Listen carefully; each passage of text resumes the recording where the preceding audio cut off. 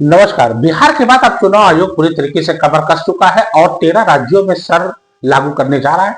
Sir का मतलब होता है स्पेशल इंटेंसिव रिवीजन, यानी कि स्पेशल का मतलब विशेष, इंटेंसिव का मतलब गहन, रिवीजन का मतलब पुनरावृत्ति। यानी एक तरीके से जो है इसकी दोबारा जो है पुनरावृत्ति होगी और गहन निरीक्षण करने के बाद मतदाता सूची गहन निरीक्षण अभियान जो चलेगा और उसके बाद जो है पूरी तरीके से वोटर लिस्ट एकदम नीट एंड क्लीन हो जाएगी। एक तरीके से चुनाव आयोग का कहना है कि चुनाव में पारदर्शिता आएगी और लोग जो हैं वही जो है पूरे सही तरीके से माने जाएंगे और वोटर लिस्ट में जब एक बार नाम चढ़ जाएगा तो वही लोगों को जो है मान किया जाएगा।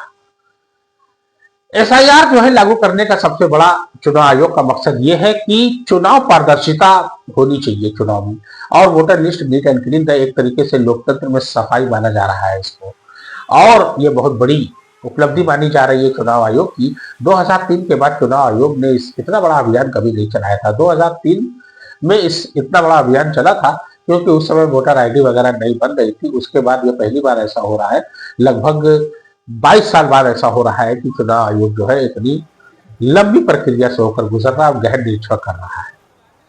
बीच बीच में चुनाव आयोग इसकी अपडेट करता रहता है, लेकिन पूरी तरीके से अपडेट करने का मतलब चुनाव आयोग का इस बार सर लागू करने से है और सर से ये बिल्कुल क्लियर हो जाएगा। एसआईआर स्पेशल इंटेंसिव रिवीजन से ये तय हो जाएगा कि कौन जिंदा है, कौन मर गया है, कौन पलायन कर चुका है, कौन इधर गया, कौन उधर गया, इससे बिल्कुल सत्यापित हो जाएगा। चुनाव आयोग का कहना है कि इससे जो है neat and clean voter ID, voter list बनेगी और चुनाव में पारदर्शिता आएगी।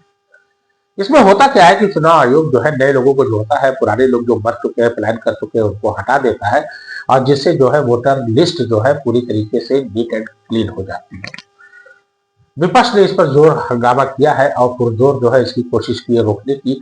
उधर तमिलनाडु में डीएमके के नेता ने भी इसके लिए विरोध किया है कि कहीं इसके जरिए एनआरसी न लागू कर दिया जाए, लेकिन चुनाव आयोग का कहना है कि ये एसआईआर जो है ये सिर्फ गहन निरीक्षण करने के बाद वोटर आईडी, वोटर लिस्ट को बिल्कुल नीट एंड क्लीन करने के लिए किया जा रहा है।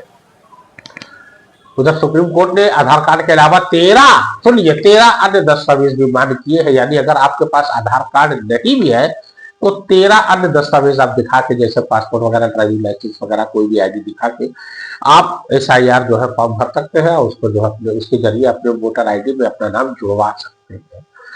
उत्तर प्रदेश सहित मध्य प्रदेश, राजस्थान, उसके अलावा आप आ जाइए नीचे तमिलनाडु, छत्तीसगढ़, इन तमाम प्रदेशों में कुल 13 राज्यों में एसआईआर लागू हो चुका है। यानी प्रक्रिया चल रही है, 4 नवंबर से ये प्रक्रिया चल रही है और अब तक चल रही है, आगे भी चलेगी।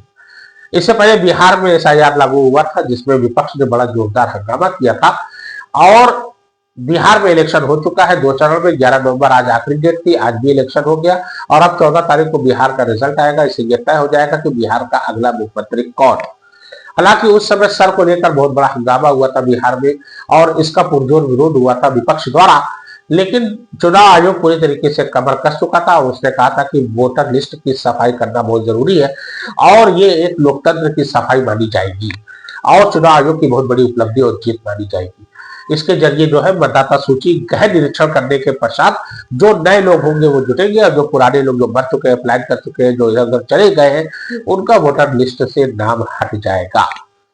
एक तरीके से देखा जाए तो चुनाव में पूरी तरीके से बिल्कुल एकदम नीट एंड क्लीन तरीके से जो है पारदर्शिता आएगी और चुनाव जो है पूरा सुचारू रूप से किया जा सकेगा और जो इलेक्शन में जो कैंडिडेट जीतेगा वो बिल्कुल एकदम नीट एंड क्लीन तरीके से जीतेगा।